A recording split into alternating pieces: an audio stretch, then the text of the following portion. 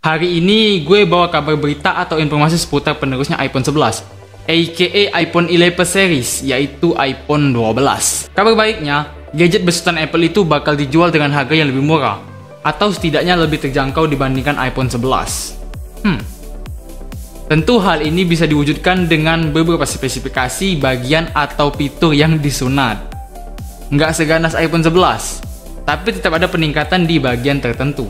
Kabar buruknya, jadwal rilis iPhone 12 di-delay dari jadwal rutin perilisan iPhone series yang tadinya udah ditentuin. Buat penyebabnya gue gak tahu pasti. Kemungkinan delay terjadi sebagai salah satu dampak dari coronavirus pandemic. Atau bisa juga ini ditunda karena Apple yang belum setuju buat pakai USB Type-C sebagai chargernya produk-produk terbaru mereka.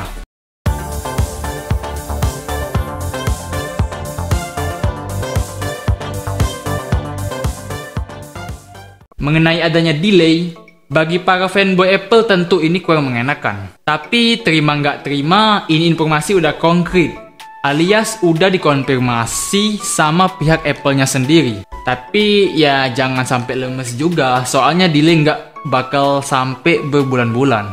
Oke, perilisan iPhone 12 sekarang bakal jadi lebih telat, dimana kemungkinan iPhone 12 baru akan benar-benar resmi rilis bulan Oktober nanti.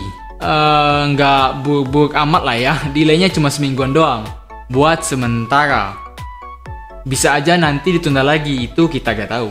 Garis bawahi ya, penundaan Apple kemungkinan cuma terjadi selama semingguan doang. Ini yang disampaikan sama salah satu pihaknya mereka, dan itu pun mereka nggak mastiin, karena nggak menutup kemungkinan juga nanti malah ditunda lagi kalau ada masalah lain. Selesai di situ, sekarang kita bahas soal spesifikasi ataupun bocoran tentang iPhone 12 yang ada sekarang. Apple nggak ngasih tahu petunjuknya ya, jadi semua yang bakal kita bahas masih dibilang sebagai bocoran, isu, rumor, dan bahkan prediksi. Random lagi, ada yang dari fanboy, yaitu ada yang dari fanboy, ada juga yang bersumber dari para pembocor informasi gadget yang sering akurat. Pertama, ada bocoran dari user anonim di Twitter yang mengatakan kalau iPhone 12 punya RAM 6GB untuk versi profesionalnya dan 4GB buat versi reguler yang paling bawah. Dengan kata lain, RAM 4GB itu jatahnya iPhone 12 dengan layar 5,4 inci dan 6,1 inci. Sementara yang 6GB adalah RAM-nya iPhone 12 Pro 6,1 dan 6,7 inci. Gue rasa ini langkah yang bagus sih. RAM 6GB dibikin kayak mau ngejar kapasitas yang udah ditembus oleh kompetitor panasnya. Siapa lagi kalau bukan jajaran flagshipnya Android. Tapi ngomong-ngomong soal langkah bagus, ada kabar yang kurang sedap soal penyuplai komponen kameranya iPhone 12. Di mana Mac Rumor yang sejatinya juga sering akurat soal data kebocoran tentang Apple mengungkapkan kalau komponen buat kamera iPhone 12 bermasalah.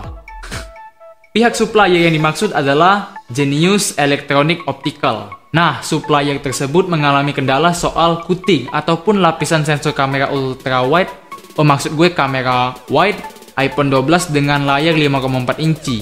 Dan juga iPhone 12 Max yang layarnya 6,1 inci. Jadi masalah mereka tuh kayak gini. Lapisan komponen yang mereka stok buat kamera wide-nya iPhone 12 punya retak yang tentunya bisa berakibat fatal. Masalah yang dimaksud terjadi ketika dilakukan pengujian high temperatur dan juga high humidity. Sementara pihak supplier sebelah yang juga bekerja sama Apple buat iPhone 12 nggak ada masalah soal hal itu, nggak menemukan masalah yang sama. Supplier yang dimaksud adalah Largan.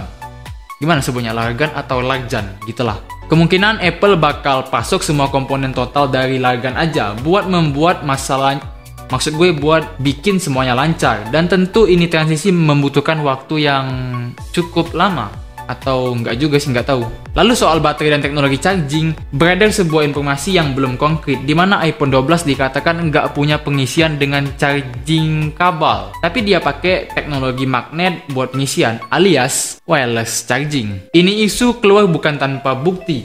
Sebuah akun Twitter dengan nama pengguna Everything Apple Pro mengupload foto konsep dengan bentuk dari magnet yang dimaksud. Kalau lo lihat di foto ini, ada penampakan perangkat yang kemungkinan adalah wireless charging dengan bentukannya yang melingkar atau berbentuk oval gitu. Nah, Everything Apple Pro juga ngupload sebuah foto yang kemungkinan besar benar akurat sebagai penampakan iPhone 12 Pro.